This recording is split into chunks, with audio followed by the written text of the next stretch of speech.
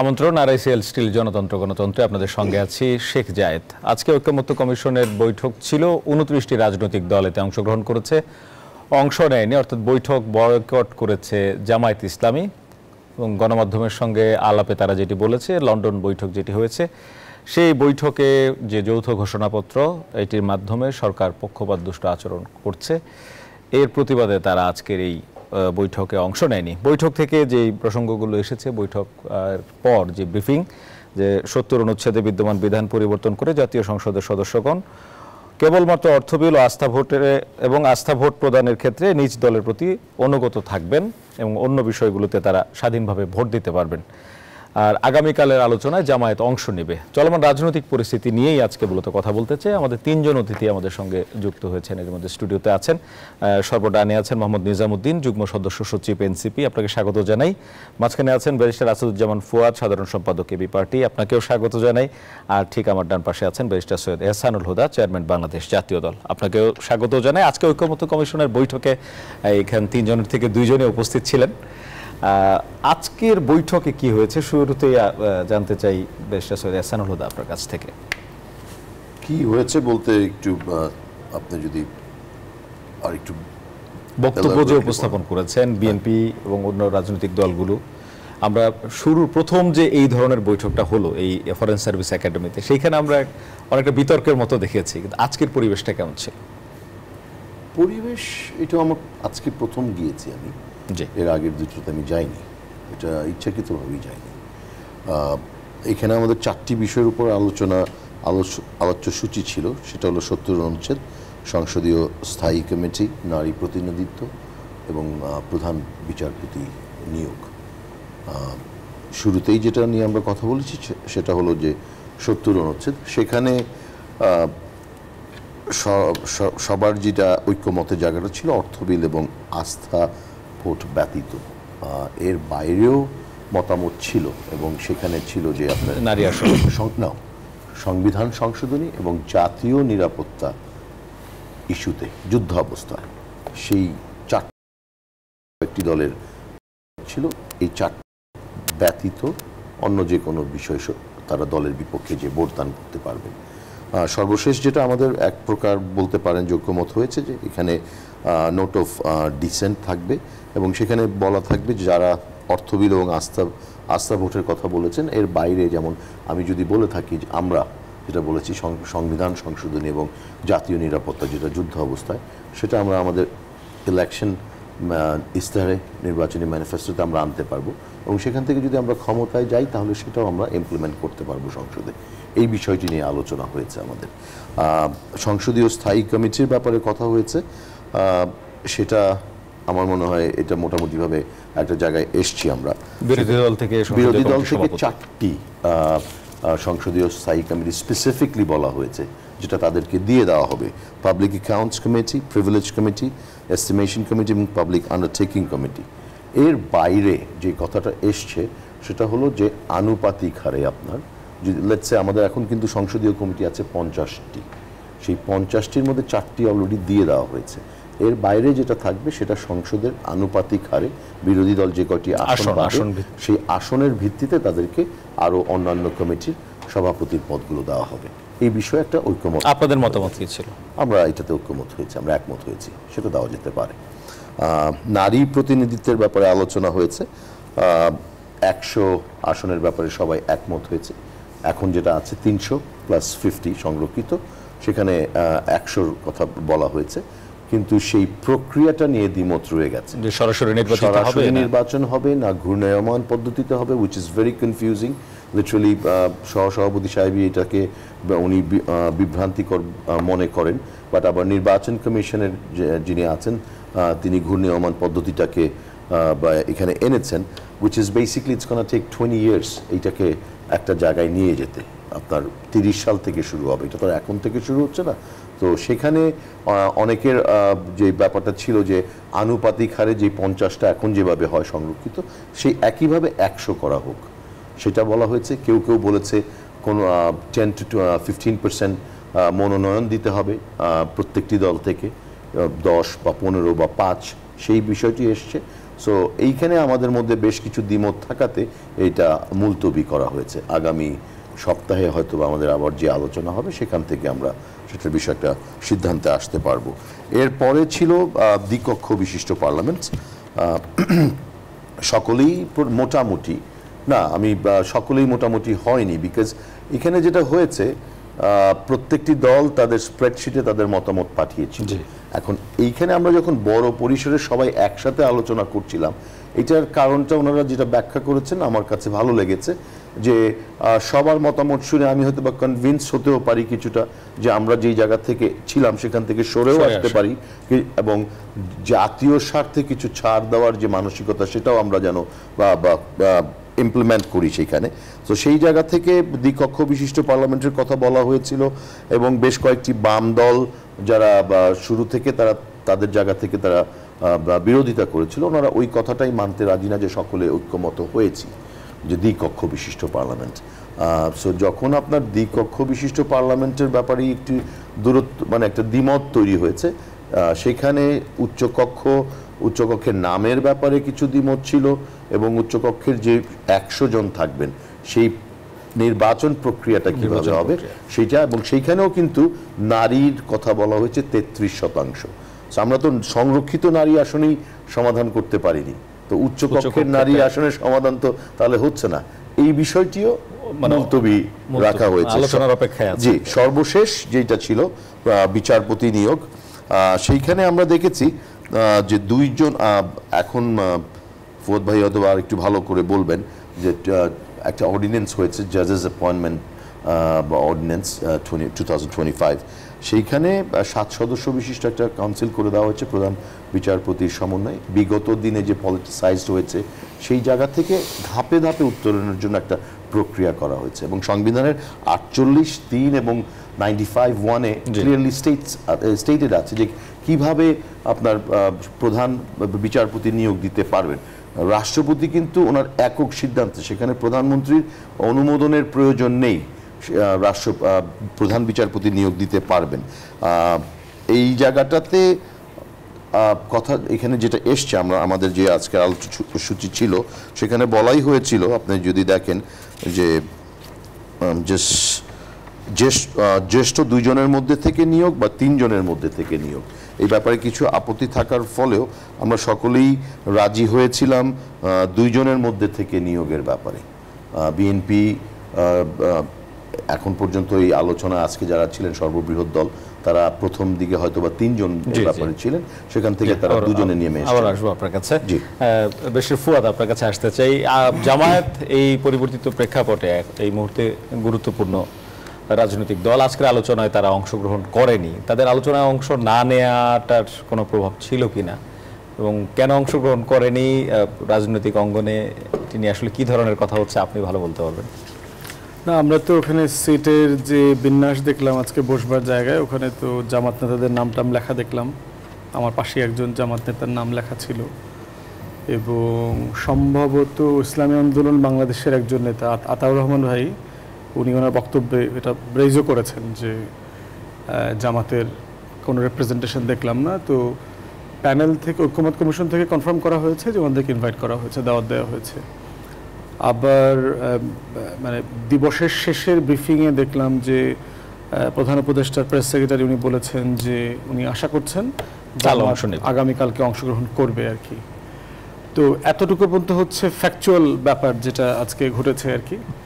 তো সার্টেনলি জামাত বাংলাদেশের বড় রাজনৈতিক দল, কোনো সন্দেহ নেই, এবং তারা তো এই অন্তর্বর্তীকালীন সরকারের সমর্থক রাজনৈতিক দল এবং অ্যাজ ওয়েল আর কি, এবং তারা বিভিন্ন সময় মতামত দিয়েছে। তো কালকেরটা তোর জন্য অপেক্ষা করতে হবে যে ওনারা কালকে আসবেন কিনা আর কি দেখার জন্য। কিন্তু এখন পর্যন্ত জামায়াত, এনসিপি তাদেরকে সরকারকে যেভাবে সমর্থন দিয়ে যাওয়া, তাদের সেই জায়গা থেকে জামায়াত বলছে সরকার এখন পক্ষপাত দুষ্ট আচরণ করছে, সেটা বলার রাইট তো তাদের আছে। তারা পার্টিকুলারলি কোনো বিষয়ে যদি ফিল করে থাকে যে সরকার একপেশে আচরণ করছে, যে কোনো ডেমোক্রেটিক স্পেসে তো এই কথা বলবার পর রাইট, তাদের পজিশন স্টেটমেন্ট নেবার সুযোগ আছে। এবং এটাই তো হচ্ছে যে রাজনৈতিক গণতন্ত্রের যে বৈশিষ্ট্য, এবং সরকারের দায়িত্ব হচ্ছে কন্টিনিউয়াসলি এঙ্গেজ হওয়া, এই রাজনৈতিক দলগুলোর সাথে বসা দরকার, বসে বোঝা দরকার যে তাদের কনসার্নগুলো কী কী, কেন তারা একপেশে বোধ করছে। কারণ সরকার হচ্ছে এমন একটা জায়গা যেটা একটা কন্টিনিউয়াস প্রসেস, যে রাষ্ট্রের ভিতরে সমাজের ভিতরে আপনার গর্ত তৈরি হবে, দ্বন্দ্ব তৈরি হবে, আপনি কন্টিনিউয়াসলি এই গর্তগুলোকে ভরাট করবেন এবং এই দ্বন্দ্বগুলোর সমাধান করবেন। এটাই হচ্ছে একটা রাষ্ট্রের এবং সরকারের কাজ। মানুষ দাবি দেওয়া নিয়ে আসবে, আপনি দাবি দেওয়ার সমাধান করবেন। তো আমার মনে হয় যে অন্তর্বর্তীকালীন সরকারের সমর্থক যারা আমরা সবাই, যে কারো কনসার্নকে অনবোর্ড নেওয়া দরকার, তাদের সাথে বসা দরকার, যে কোথায় কোথায় কনসার্ন আছে সেটা দেখা দরকার। লন্ডনে তারেক রহমানের সাথে মিটিং যদি কাউকে কনসার্ন করে থাকে সেটা অ্যাড্রেস করা দরকার, যে আসলে এই মিটিংটার মধ্য দিয়ে কি কাউকে হেয় করা, ছোট করা, অথবা কোনো রাজনৈতিক দলকে কি আসলে গ্রিন সিগন্যাল দিয়ে দেওয়া হয়েছে কিনা, যে অন্তর্বর্তীকালীন সরকার যাবার সময় ক্ষমতার চাবিটা তারেক রহমান অথবা বিএনপির কাছে দিয়ে তারপরে সে বাড়ি চলে যাবে, এরকম কোনো ব্যাপার। এটা সিম্পলি অন্যান্য রাজনৈতিক দলের সাথে মিটিং হচ্ছে, তার সাথে মিটিং হয়েছে। তারেক রহমান দেশে থাকলে আমার বিশ্বাস তার সাথে ইতিমধ্যে 10 বার মিটিং হয়ে যেত আর কি। এবং যেহেতু দেশে নাই, সবচেয়ে বড় রাজনৈতিক দল হিসেবে তার সাথে মিটিং হওয়াটা খুব ন্যায্য, এটাকে আমিও সব ওয়েলকাম জানিয়েছি। রাজনৈতিক পরিমণ্ডলে যে কোনো ধরনের সংলাপ সবসময় কল্যাণকর দেশের জন্য, রাষ্ট্রের জন্য। আবার এই সংলাপকে কেন্দ্র করে যদি কেউ মনে করে থাকে যে কারো স্বার্থ নষ্ট হচ্ছে, ক্ষুণ্ণ হচ্ছে, সেটা রেজ করবার অধিকারও তার আছে। এবং অন্তর্বর্তীকালীন সরকার দায়িত্ব হচ্ছে তার সাথে কথা বলা, বোঝার চেষ্টা করা। ডিসেম্বরের নির্বাচন নিয়ে বিএনপি যেই চাপ, এক ধরনের চাপ প্রয়োগ করছিল, আলোচনার পর সেটাই সরে আসা আলোচনার মাধ্যমে। এবং আজকে আমির খসরু মাহমুদ চৌধুরী বলেছে নির্বাচনের তারিখের জন্য আমাদের ধৈর্য ধরতে হবে।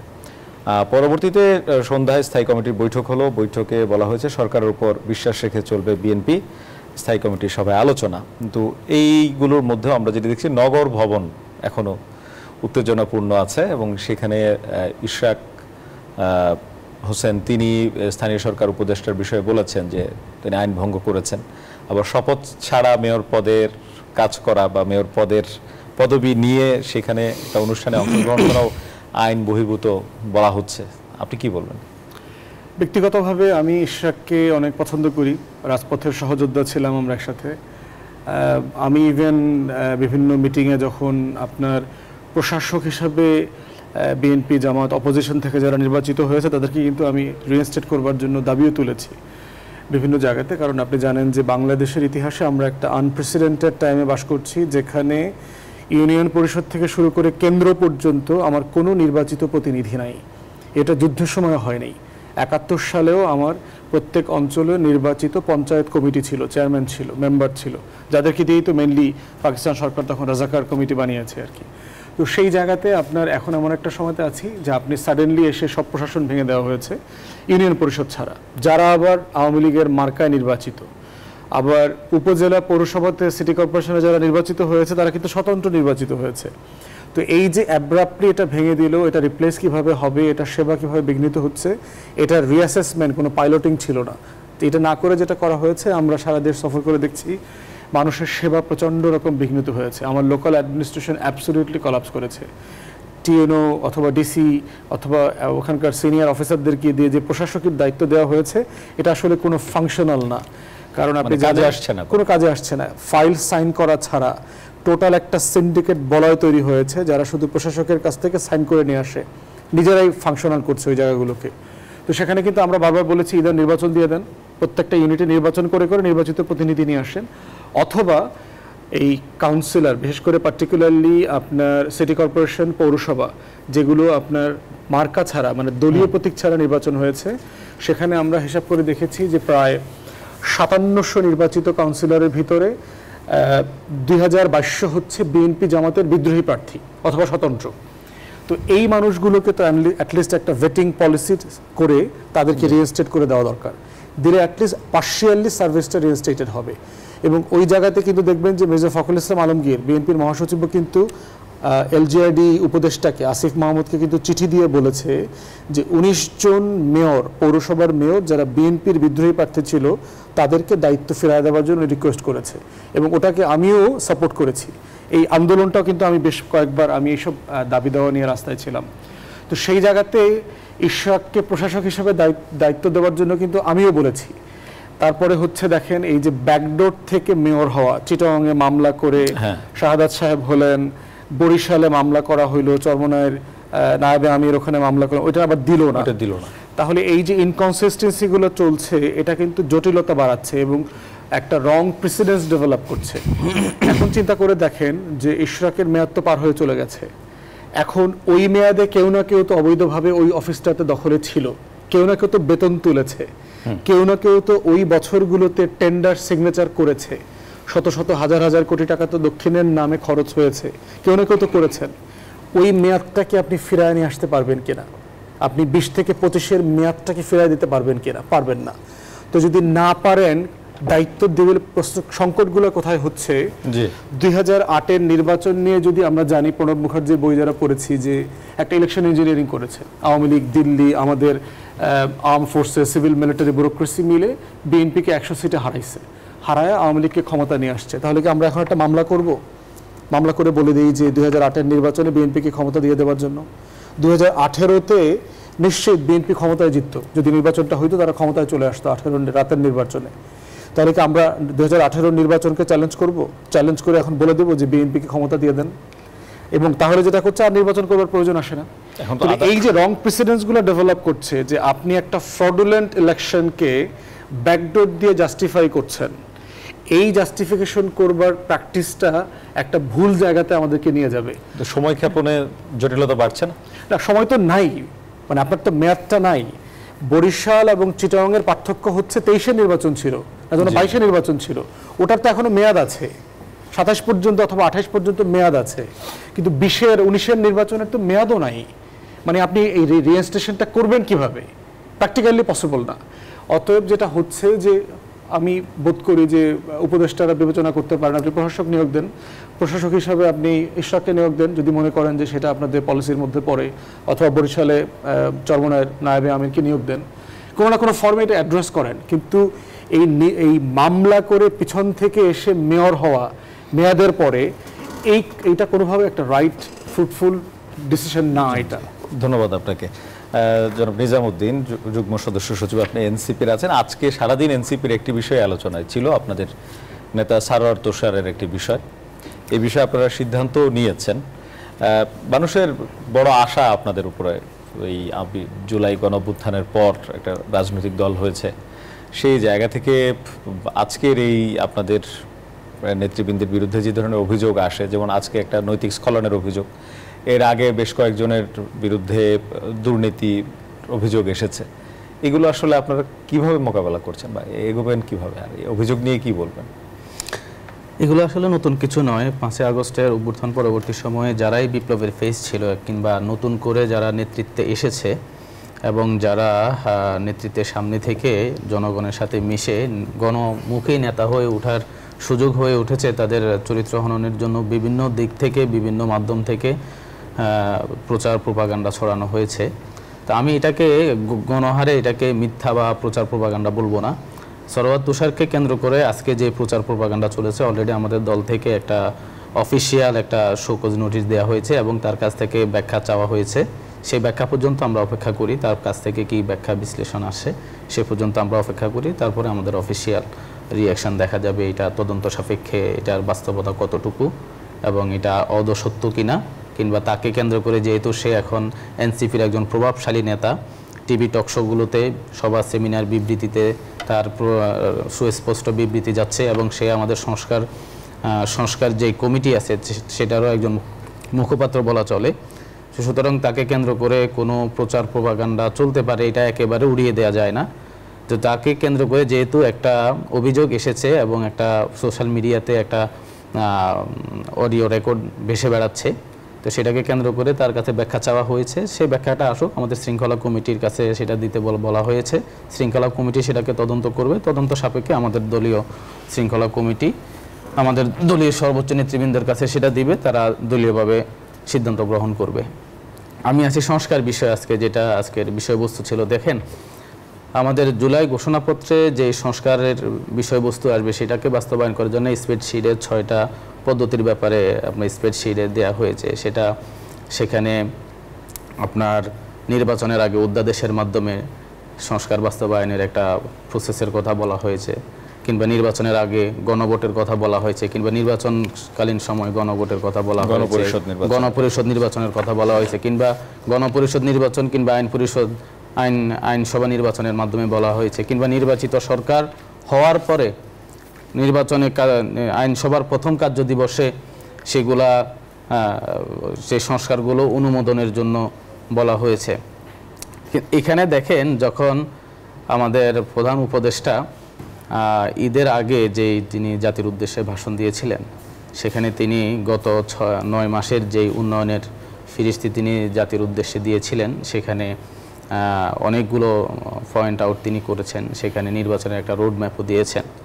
তো সেখানে রোড ম্যাপ দিয়ে যদিও একটা বৃহৎ রাজনৈতিক দল সেই রোড ম্যাপে এতদিন যারা নির্বাচন নিয়ে অনেক বেশি কনসার্ন ছিলেন, রোড ম্যাপ পাওয়ার পরেও তারা সন্তুষ্ট হতে পারে নাই। একটা মাসকে কেন্দ্র করে, শুধু ডিসেম্বর একটা মাসকে কেন্দ্র করে তারা নির্বাচনকে একটা মাসের মধ্যে কেন বেঁধে তারা এত বেশি কনসার্ন, সেই বিষয়টা আমার কাছে বস্তুত স্পষ্ট নয়। এখন তিনি সেখানে একটা বিষয় ক্লিয়ার করেছেন যে তিনি আমাদের প্রধান উপদেষ্টা সেখানে একটা বিষয় ক্লিয়ার করেছেন যে জনগণকে যেন নির্বাচিত সরকার যে সরকার গঠন করবে তারা যেন প্রথম সংসদীয় যে প্রথম অধিবেশন সেখানে যেন তারা সংস্কার প্রস্তাবগুলো অনুমোদন করিয়ে নেয়, সেই মর্মে তারা যেন জনগণ থেকে সে ম্যান্ডেট এখন থেকে নিয়ে নেয়। দেখুন তাহলে এখানে 6টা প্রস্তাব করা হয়েছে স্প্রেডশিটে। যখন তিনি স্পেসিফিকলি একটা প্রস্তাবের কথা তার সবাই বলে, তখন ঐক্যমত্য কমিশনের তিনি সভাপতি, তখন তার প্রস্তাব যখন তার ভাষণে একটা প্রস্তাবের কথা আসে তখন তার কথা একদিকে হেলে যায়। পরবর্তী সময় যখন লন্ডনে তিনি যখন গণভোটকে একটা অর্থহীন একটা অবস্থা বলে, তখন কিন্তু আরেকটা প্রস্তাবে সেখানে আরেকটা প্রস্তাবের কথা বলা হয়েছে, গণভোটের মাধ্যমে সংস্কার বাস্তবায়নের কথা বলা হয়েছে।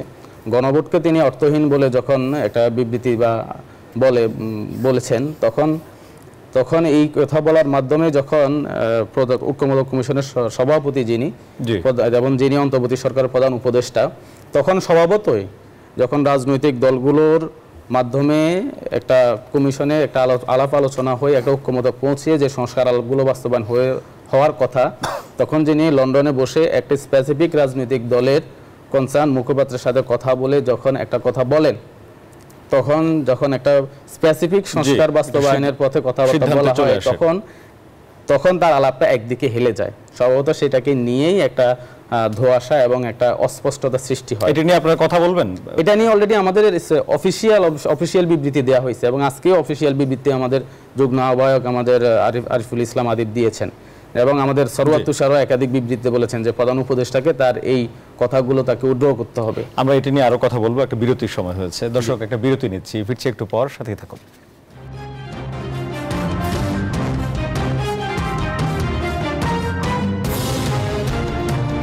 বিরতির পর আবারও স্বাগত। দেখছেন RICL স্টিল জনতন্ত্র গণতন্ত্র, সঙ্গে আছি শেখ জায়েদ। আলোচনায় ছিলাম আমরা ঐক্যমত্য কমিশনের বিভিন্ন প্রসঙ্গ নিয়ে।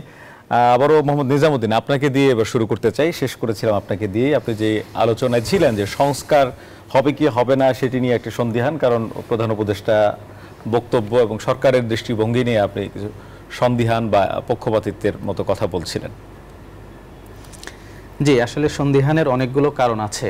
কারণ আমরা 80 দশকে 3 দলীয় রূপরেখা আপনারা নিশ্চয়ই জানেন। সেখানে মিডিয়া কু এবং ভোট জালিয়াতির মাধ্যমে কেউ ক্ষমতায় চলে আসা কিংবা ভোটবিহীনভাবে কোনো প্রক্রিয়ার মাধ্যমে, অস্বচ্ছ প্রক্রিয়ার মাধ্যমে কেউ ক্ষমতায় চলে আসা, এগুলো বন্ধ করার জন্য 3 দলীয় রূপরেখা দেওয়া হয়েছে এবং দেশের শীর্ষস্থানীয় যারা সিভিল সোসাইটির সদস্য আছে, বুদ্ধিজীবী আছে, তাদের সমন্বয়ে আপনার মেবি 19টি সংস্কার দাবি দেয়া হয়েছিল। কিন্তু আমরা দেখেছি পরবর্তী নির্বাচিত সরকার এসে সেই সংস্কারগুলো বাস্তবায়ন করে নাই, বরঞ্চ কুষ্টিয়া মেবি উপ ইলেকশনে সেই রূপরেখা কিন্তু ভায়োলেশন করেছিল এবং 1996 সালে এসেই তারাই কিন্তু নির্দলীয় তত্ত্বাবধায়ক সরকারের অধীনে একটা ফেয়ার ইলেকশনের পদে বাধা হয়ে দাঁড়িয়েছিল। 2001 সালে এসে সেই কাজটারই আবার রিপিট হয়েছিল। সেখানে দেখেন টিআইবি সহ দেশের শীর্ষস্থানীয় 160 জন দেশের শীর্ষস্থানীয় সিভিল সোসাইটির সদস্য, সুদীজন, গুণীজন, তারাও কিন্তু 17 দফা সংস্কার প্রস্তাব করেছিল যেন একইবার যে দেশের যে নির্বাচনী সহিংসতা এগুলো যেন বারবার ওভারল্যাপিং না হয় সেটা বন্ধের জন্য সংস্কার প্রস্তাব দিয়েছিল। সেটাও কিন্তু পরবর্তীতে 2001 সালে নির্বাচিত সরকার এসে করে নাই। সুতরাং এখন এসে যে নির্বাচিত সরকার এসে প্রথম অধিবেশনে সেই সংস্কার প্রস্তাবগুলো বাস্তবায়ন করবে, যেটা আমাদের প্রধান উপদেষ্টা যিনি বলেছেন, সেটার ঐতিহাসিক একটা নজির আছে, যেখানে আমরা বিশ্বাস রাখতে পারতেছি না। এখানে পদ্ধতিগত কিছু বিষয় আছে, যেমন ধরেন 70 অনুচ্ছেদ যদি বাস্তবায়ন না হয়, সংস্কার না হয়, আবার আমাদের বিদ্যমান রাষ্ট্রীয় কাঠামো এবং সংবিধান যে এক ব্যক্তিকে যে অ্যাবসোলিউট পাওয়ার দিয়ে রেখেছে, যে এক ব্যক্তি কেন্দ্রিক, এবং একটা সরকার যখন নির্বাচনের পরে নিরঙ্কুশ সংখ্যাগরিষ্ঠতা নিয়ে আসে, তারা 2/3 যদি সংখ্যাগরিষ্ঠতা পায়, তাহলে তারা প্রথম সংসদের অধিবেশনে তাদের 2/3 সংখ্যাগরিষ্ঠের মাধ্যমে কিভাবে আপনি এটা ভাবেন, কিভাবে এটা বিশ্বাস করেন তারা এই সংস্কার প্রস্তাব বাস্তবায়ন করতে সক্ষম হবে? গণভোট, গণপরিষদ নির্বাচন বা অধ্যাদেশের মাধ্যমে হওয়া উচিত। এখানে 6টা প্রক্রিয়ার কথা বলা হয়েছে। যখন প্রধান উপদেষ্টা স্পেসিফিকলি দুইটা ভাষণে বা বিবৃতিতে 2টা প্রক্রিয়ার কথা বলা হয়, তখন পুরো ঐক্যমত কমিশনটাই প্রশ্নবিদ্ধ হয়, একটা মতের দিকে হেলে যায়। আমরা এটা নিরপেক্ষতা নিয়ে আমাদের প্রশ্ন উঠতেই পারে। বেশ, আসাদুজ্জামান ফুয়াদ, একই প্রসঙ্গে যে একটা অবিশ্বাসও আছে যে এসে বাস্তবায়ন করবে কিনা, বা গণপরিষদ, গণভোট বা যেভাবে বাস্তবায়নের কথা বলা হচ্ছে প্রস্তাবে, সেটি আলোচনায় আসছে না। একটু সরওয়ার তুষার নিয়ে একটু কথা বলে একটা মন্তব্য করি। প্রথম কথা হচ্ছে যে বাংলাদেশে ফ্যাসিবাদ বিরোধী আন্দোলনে নতুন রাজনৈতিক বন্দোবস্তের যে আলাপ, এই আলাপে যে কজন তরুণ মুখ প্রচণ্ড রকম করে সিরিয়াস আর্গুমেন্ট প্রেজেন্ট করছে, যুক্তি তর্ক দিয়ে মতামত তৈরি করছে, সম্মতি উৎপাদন করছে সামাজিক যোগাযোগ মাধ্যমে এবং অনলাইনে অফলাইনে, তার ভিতরে সরওয়ার তুষার একজন। তুষারকে অনেক বছর থেকে খুব ভালোভাবে চিনি। একটা বিষয় হচ্ছে যে একজন পলিটিক্যাল অ্যাক্টিভিস্টের ক্যারেক্টার অ্যাসাসিনেশনের অ্যাটেম্পট আমরা বহুবার দেখেছি। আমরা জিয়া পরিবারের সদস্যদেরকে দেখেছি, বহুবার ক্যারেক্টার অ্যাসাসিনেশন করার চেষ্টা করা হয়েছে। আমার পার্সোনাল নিজের এক্সপিরিয়েন্স আছে, যদিও এগুলো ফ্যাক্ট চেকাররা 1-2 দিনের মধ্যে এগুলো এক্সপোজ করে দিয়েছে। তো সেই জায়গাতে আমার মনে হয় যে আমি কনভারসেশনটা শুনেছি, এই কনভারসেশনটা যদি পুরোটা বিশ্বাস করি, সর্বোচ্চ বলতে পারি যে ধরেন একটা আননেসেসারি কনভারসেশন, অপ্রয়োজনীয় একটা জিনিস, একটা ফাউল কনভারসেশন বলতে পারেন। কিন্তু সেটাকে কেন্দ্র করে বট বাহিনী থেকে শুরু করে এনসিপির রাজনীতি, 24-এর গণ অভ্যুত্থান, তরুণ উদীয়মান নেতাদের কালেকটিভলি যে ক্যারেক্টার অ্যাসাসিনেশনের যে প্রজেক্ট, এই প্রজেক্টটা হচ্ছে আওয়ামী লীগ দিল্লির প্রজেক্ট, এবং এই প্রজেক্টটার সাথে একটা হিউজ আওয়ামী বট বাহিনী জড়িত। একটা বিষয় হচ্ছে এই কনভারসেশন দিয়ে কি আপনি কাউকে প্রসিকিউট করতে পারবেন অ্যাজ এ লয়ার? না, পারবেন না। যদি ওই যে মহিলার সাথে এই কনভারসেশন হয়েছে, সে যদি মনে করে থাকে এটা দিয়ে আপনার কোনো ফৌজদারি অপরাধ হয়েছে, যেটি করুক না কেন, সে তার ফোন কনভারসেশন ইয়ে করে দিল কেন, আরেকজনকে দিল কেন, বিক্রি করলো কেন? আর এই মহিলাকেও আমি চিনি ভালোভাবে। তো এখন যেহেতু এই মহিলা এখানে নাই, সরওয়ার তুষারও এখানে নাই, আলটিমেটলি এই কনভারসেশন বেশি দূর যাব না। বাট আমি বোধ করছি যে এই ধরনের ক্যারেক্টার অ্যাসাসিনেশন চললে যেটা হবে, মেধাবী ছেলেমেয়েরা কিন্তু আপনার পলিটিক্স থেকে হারিয়ে যাবে। এনসিপির অনেক মেয়ের ব্যাপারে একই রকম দেখেছি। আপনার ডক্টর তাসনিম জারা হাইলি কম্পিটেন্ট একটা মেয়ে, পলিটিক্স করতে এসছে, এবং তাকে নিয়ে যে ধরনের কথা চলছে, সামান্তা শারমিনকে নিয়ে দেখেছি, উমামা, ফাতেমা, এদের সবাইকে নিয়ে আপনার পর্নোগ্রাফিক ভিডিও বানানো, সেই নেদারল্যান্ডের রেড ডিস্ট্রিক্ট থেকে মাথা কেটে এনে উলঙ্গ ভিডিও বানায় ছাড়া, এই কাজগুলো কিন্তু আমরা এর আগে দেখেছি। পলিটিক্সকে ফেস করতে হবে অন সাবস্ট্যান্স। ক্যারেক্টার অ্যাসাসিনেশন করে দিন শেষে যেটা হবে, তুষারের মতো মেধাবী ছেলে মেয়েদেরকে আমরা ডিসকারেজ করতে চাই না। অতএব তাদেরকে পলিটিক্সতে রাখতে পারাটার জন্য যা করা দরকার, কালেকটিভ রেসপন্সিবিলিটির জায়গা থেকে আমাদের এটা করতে হবে। এনসিপিকে স্বাগত জানাই, তারা এটা অলরেডি পার্টি কাঠামোর ভিতরে তারা ইনভেস্টিগেট করছে, এবং তারা যথাযথ পদক্ষেপ যেটা নেবার সেটা তারা নেবেন। যে বিষয়টা বলেছেন আস্থা অনাস্থার বিষয়ে অনেকগুলো বাস্তবতা আছে, এটা এক কথাই বলতে হবে, যেটা হচ্ছে যে আপনার 71 সালে যুদ্ধের লড়াইটা দেখেন। আমাদের মুক্তিযুদ্ধের ঘোষণাপত্রে ছিল যে আমরা সাম্য, মানবিক মর্যাদা, সামাজিক সুবিচারের ভিত্তিতে একটা বাংলাদেশ গড়ব। যেই শেখ মুজিব 14টা বছর জেল খাটলেন এই অঞ্চলের মানুষের অধিকারের জন্য, তিনি এসে বাকশাল করলেন, 4th সংশোধনী করলেন, নির্বাচনী ব্যবস্থা ধ্বংস করে দিলেন। যুদ্ধের পরে যুদ্ধবিধ্বস্ত মানুষকে একতাবদ্ধ করবার বদলে তিনি জাসদের 30,000 মানুষকে হত্যা করলেন। 16 তারিখ আস্তে আস্তে গতকালকে মাত্র আপনার এই সকল পত্রিকা, কালো দিবস পত্রিকা সেই দিবস ছিল, সব পত্রিকা ব্যান করে দিলেন 4টা পত্রিকা ছাড়া। এরপরে দেখেন যে আমাদের আকাঙ্ক্ষাগুলো কিভাবে নষ্ট হয়ে গেছে। 90-তে যে 3 দলীয় জোটের রূপরেখা ছিল, দাবিনামা ছিল, যেগুলো তারা বাস্তবায়ন করবেন, 91 সরকার অথবা 96 সরকার কেউই করেন নাই।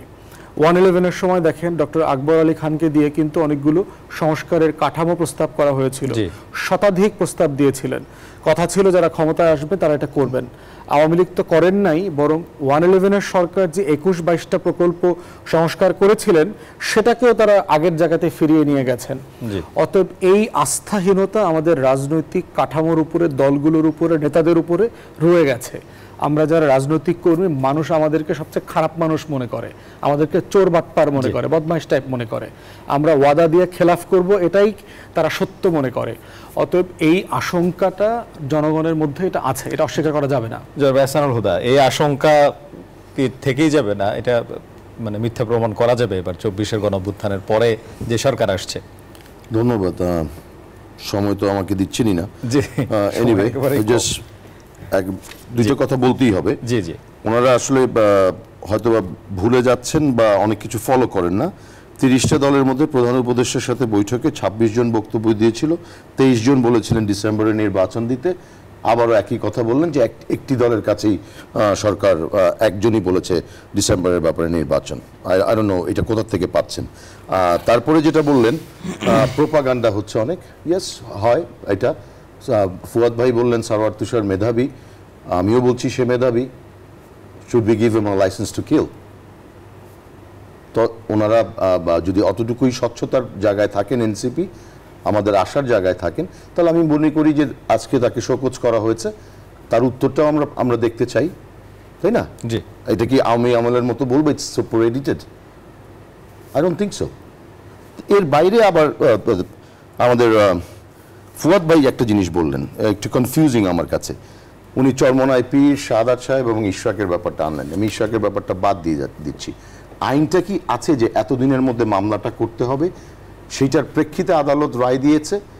আমি যতটুকু জানি শাহাদাত সাহেব আগেই করেছিলেন, আর চরমনায়ের পীর সাহেব সেটা নির্বাচন এই 5ই আগস্টের পরে করেছেন।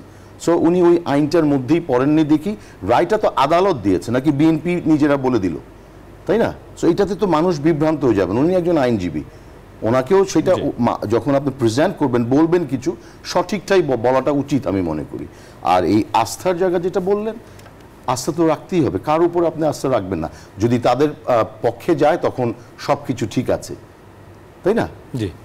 বিএনপি বাংলাদেশের একটি সর্ববৃহৎ দল, তার ভারপ্রাপ্ত চেয়ারম্যান জনাব তারেক রহমান সাহেব, ওনার সাথে প্রফেসর ডক্টর মোহাম্মদ ইউনূস সাহেব লন্ডন গিয়েছেন, উনি কথা বলেছেন। ঐক্যমত কি হয়েছে? আসলে হয়নি তো কিছু। উনি বলেছেন যে বিচার এবং সংস্কার যদি শেষ করতে পারেন তাহলে নির্বাচনটা হতে পারে। ডাজ ইট মিন যে এটা হচ্ছে না? বিএনপি তো আমি মনে করি তাদের জায়গা থেকে, আজকে আপনি একটু আগেই তো আপনিই পড়লেন, তাই না? খসরু সাহেব যেটা বলেছেন, তাদের স্ট্যান্ডিং কমিটির মিটিংয়ে যেটা হয়েছে, তারা তো নির্বাচনের ব্যাপারে এখন ওইভাবে কথা বলছেন না। আর আমাকে আপনাকে বলতে হবে, বা যারা বলছেন যে এপ্রিলেই যদি হয়, বা ইফ ইটস জানুয়ারি বা জুন, কতটুকু আপনি নির্বাচনের লেভেল প্লেইং ফিল্ড করতে পারবেন এই 2.5 মাস বা 3 মাসে?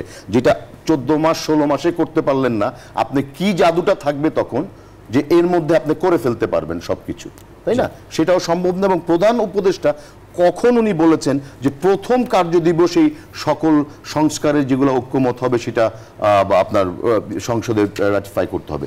সেটা কোথায় বলেছে আমি এখন পর্যন্ত শুনি নাই। ধন্যবাদ আপনাকে, তিনজনকে ধন্যবাদ জানাই। আবারও একটা বিরতি নিতে হচ্ছে। দর্শক, একটা বিরতি নিচ্ছি, ফিরছি একটু পর, সাথে থাকুন।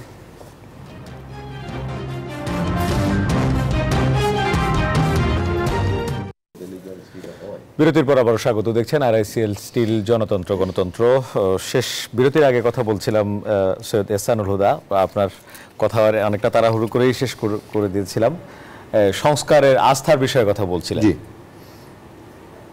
আমরা আস্থা রাখতে চাই সংস্কার কমিশনের উপরে, এবং আমরা মনে করি যে এইখানে যারা স্টেক হোল্ডার, আমরা যারা আছি, শেষমেশ তো এখন দেখছি যে 30টি দলের মধ্যে থেকেই নিয়মিত আমাদের এর মধ্যে থেকেই সংস্কার প্রস্তাবটা আমরা একটা জুলাই সনদ বা ঐক্যমতে পৌঁছতে পারবো।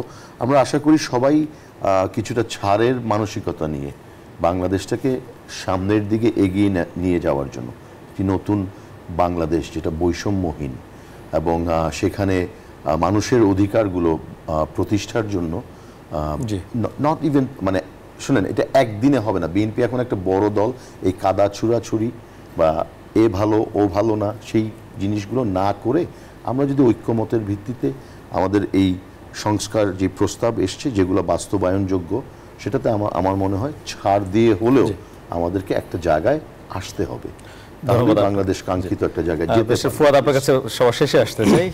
মোহাম্মদ নিজামুদ্দিন, আপনি এই প্রসঙ্গে কিছু যুক্ত করতে চান? আমি বাইরের কথা একটু খণ্ডন করতে চাই যে ওখানে 23টা দল একমত হয়েছে। দেখেন, এটা নিয়েও অভিযোগ আছে যে ওখানে 29 থেকে 30টা দলকে আমন্ত্রণ জানানো হয়েছে। এখানে জুলাই আন্দোলনের স্টেক হোল্ডার শুধুমাত্র রাজনৈতিক দল না, এখানে পেশাজীবী ছিল, বিভিন্ন শ্রেণী গোষ্ঠী ছিল, ছাত্ররা ছিল। সুতরাং এখানে ঐক্যমত্য কমিশনে ছাত্রদের একটা অংশকে কিংবা পেশাজীবীদের একটা অংশকে সেখানে রাখা উচিত ছিল, তাদেরকে ইনভাইট করা উচিত ছিল। সেটা এখন বলতেছেন কেন? শুরুতে বলতেন রাখা হয় নাই, এটা একটা বিষয়। এটা অভিযোগ আসছে যে ওখানে বেশ কয়েকটা রাজনৈতিক দল আছে, তারা কোনো একটা সংস্কারের বিষয়ে পজিটিভ নেগেটিভ কোনো আলোচনায় অংশ নেয় না। শুধুমাত্র একটা বৃহৎ রাজনৈতিক দল কোনো বিষয়ে কথা বললে তারা শুধু হ্যাঁ কিংবা না এতটুকু রেসপন্স করে। আপনি কি ছিলেন সেখানে একবার? কোট আনকোট, আপনি ছিলেন? কোট আনকোট আপনার যে রিঅ্যাকশন আজকে যে বিবৃতিটা দেয়া হয়েছে ওখান থেকে বাইর হয়ে আমি কোট আনকোট করছি, আপনি ওটা দেখেন ওইটা বিবৃতিটা। ওখানে এটা বলা হয়েছে যে ওখানে শুধু হ্যাঁ এবং না এই রিঅ্যাকশনটা দেখানো হয় অনেকগুলো রাজনৈতিক দল। বাংলাদেশে আরো অনেকগুলো রাজনৈতিক দল আছে, তাদেরকে কোন ক্রাইটেরিয়াতে তাদেরকে এখানে আনা হয় নাই বা তাদেরকে ওয়েলকাম করা হয় নাই, এই আলোচনাগুলো আসা দরকার। আর একটা বিষয় হচ্ছে নির্বাচন জানুয়ারি থেকে জুনের মধ্যে যে কোনো সময় হওয়া যায়। আমরা তো চাই ফেব্রুয়ারির আগেও হয়ে যাক, কিন্তু তার আগে যে গণহত্যার বিচার এবং মৌলিক সংস্কার এবং নির্বাচন ইসির যে সংস্কার, দেখেন ইসির বিষয়ে সংস্কার নিয়ে কোনো আলোচনা হচ্ছে না, ইসি সংস্কার নিয়ে কোনো আলোচনা হচ্ছে না, যেটা নিয়ে অলরেডি প্রধান বিচারপতির যে বেঞ্চ তারাও কিন্তু আলোচনা করেছে তার পক্ষপাতমূলক আচরণ নিয়ে। এবং যেখানে 2022 সালের যে কালা কানুন, যেখানে অলরেডি বিএনপির যে 31 দফা সেখানে 7ম নম্বর দফা কিন্তু এই কালা কানুনের বিষয়ে কথা বলা হয়েছে। তাহলে আপনি এরকম একটা বিতর্কিত আইনের অধীনে গঠিত ইসির অধীনে আপনি নির্বাচন করে সেখানে ইসিকে আপনি সংশোধন করবেন, নাকি এই ইসিকে সংশোধন করে সংশোধিত আইনের অধীনে আপনি নির্বাচন করবেন? ধন্যবাদ। কোনটা ফেয়ার? জি, আপনাকে ধন্যবাদ। বেশ, আসাদুজ্জামান ফুয়াদ এই প্রসঙ্গে একটু বলবেন। আর আপনি জানেন যে ইরান ইসরায়েল যে যুদ্ধ পরিস্থিতির মধ্যে আমাদের প্রায় 2000-এর মতো নাগরিক, দূতাবাসের কর্মকর্তা সহ তারা সেখানে আটকে আছেন। 100 জনকে তুরস্ক হয়ে বের করে আনার একটা চেষ্টা চলছে। এছাড়া সেখানে দূতাবাসের একজন কর্মকর্তা ওয়ালিদ ইসলাম, উনি যে বাড়িতে থাকেন সেই বাড়িটিও ধ্বংসপ্রাপ্ত হয়েছে ইসরায়েলি মিসাইলে। আগে ওনার প্রসঙ্গে একটু বলতে, ওনার যে নির্বাচন কমিশনের সংস্কার নিয়ে কথা হচ্ছে না, এই প্রসঙ্গে এক লাইন বলে তারপরে আমি। প্রথম কথা হচ্ছে যে ঐক্যমত কমিশনের কনভারসেশনের মানে এটা না যে আমরা বাংলাদেশের গুরুত্বপূর্ণ সব বিষয়ে সবাই একমত হয়ে যাব। যেটা দরকার যে একটা জেনারেশন আফটার জেনারেশন এই দ্বিমত এবং বিতর্কের চর্চা করে জাতিকে পরিপক্ক করতে হয়। গত 16-17টা বছর আমরা হইলাম সিঙ্গুলার ওপিনিয়নে অভ্যস্ত হয়ে গেছি, যে কালো কোট পরা পেঙ্গুইনরা কি বলছে ওই একটা মত, গণভবন কি বলছে একটা মত, শেখ পরিবার কি বলছে, শেখ হাসিনা কি বলেছে, এই একমতে অভ্যস্ত হওয়ার কারণে যেটা হয়েছে দ্বিমতগুলো আমরা ভুলে গেছি। এবং দ্বিমতগুলো যে একমত হওয়ার শর্ত এবং সৌন্দর্য, বৈচিত্র্য, এই বৈচিত্র্যের সাথে নতুন করে আমরা আবার পরিচিত হচ্ছি। আওয়ামী ফ্যাসিবাদ বিরোধী আন্দোলনে যে দলগুলো ছিল তাদের সম্পর্ক বিন্যাসে একটা সংকট আছে। আমাদের সবার সম্পর্কটা কিন্তু আওয়ামী সাপেক্ষে গঠিত হয়েছিল। আমরা কিন্তু নিজেরা কোনোদিন সম্পর্কটা তৈরি করিনি, আমরা বসি নাই। এই প্রথমবারের মতো গত 10 মাসে এই বিরোধী আওয়ামী বলয়ের দলগুলো প্রথমবার বসা শুরু করেছে নিজেদের মধ্যে, নিজেরা। এবং তখন আসলে নিজেদের ভিতরে মিলের জায়গা, অমিলের জায়গা এগুলো উঠে আসছে। তো আমি খুবই ওয়েলকাম করি এই জায়গাগুলোতে, আমি আসলে কোনো সংকট দেখি না। গত 10 মাস ধরে যে চর্চা পক্ষে বিপক্ষে চলছে এটা জাতিকে সমৃদ্ধ করছে, জনগণকে সমৃদ্ধ করছে। ইরানের ব্যাপারে কথা হচ্ছে যে আমেরিকা এবং ইউরোপের এই গত 100 বছরের যে সেটলার কলোনিয়াল স্টেট যেটা তারা কায়েম করেছে, ইসরায়েল নামক যে ভ্যাসেল স্টেট, এইটার যে আক্রমণ একটা স্বাধীন সার্বভৌম দেশের উপরে, এটা কোনোভাবে গ্রহণযোগ্য না। জাতিসংঘ সনদ থেকে শুরু করে প্রত্যেকটা international convention regarding the সভরেনিটি of another independent nation, এটা এখানে ব্রিচ হয়েছে। আমরা দাবি করছি অবিলম্বে জাতিসংঘের উদ্যোগে এটা সমাধান করা দরকার।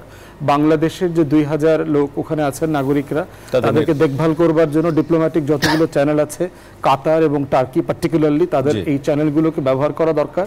তাদেরকে সেফ ল্যান্ডিং করবার জন্য কোন border, south Asian border, Azerbaijan অথবা হচ্ছে আপনার ইউরোপিয়ান বর্ডার থেকে নিয়ে ফেরত নিয়ে আসার ব্যবস্থা করা দরকার। আর এখন তাদেরকে সেফগার্ড করবার জন্য সেফলি উইদিন মাইগ্রেট করবার কোথায় ব্যবস্থা নেওয়া যায় সেটা দেখা দরকার। অনেক ধন্যবাদ আপনাদের তিনজনকে আমাদের সঙ্গে আলোচনা অংশ নেওয়ার জন্য। দর্শক, কথা বলছিলাম বাংলাদেশের নির্বাচন ব্যবস্থা, ঐক্যমত কমিশনের যে সংলাপ চলছে সেই সংলাপ, এবং এই যে জামাত বয়কট করেছে, কাল তারা আবার যোগ দিবে, সব বিলিয়ে রাজনৈতিক পরিস্থিতি নিয়ে আলোচনা করার চেষ্টা করেছি আমরা। আমাদের সঙ্গে থেকে আপনাদেরকে ধন্যবাদ। আগামীকাল একই সময়ে জনতন্ত্র গণতন্ত্র দেখার আমন্ত্রণ করল। ভালো থাকবেন।